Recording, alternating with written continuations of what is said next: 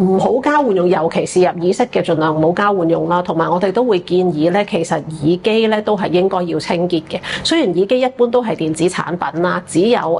好少數嘅一啲係聲稱係防水防汗啦，其他就算唔防水嗰啲咧，我哋都會建議咧喺可以清潔嘅嗰啲部分咧，定期會譬如用消毒濕紙巾或者酒精濕紙巾啊，或者最起碼都用一啲紙巾去抹乾淨佢，等佢唔會藏太多嘅污糟嘢咯。其實我會建議一日一次或者每幾日一次啦，咁樣會好少少啦。譬如如果係剝得出一嚿膠塞嘅，咁可能就剝出嚟洗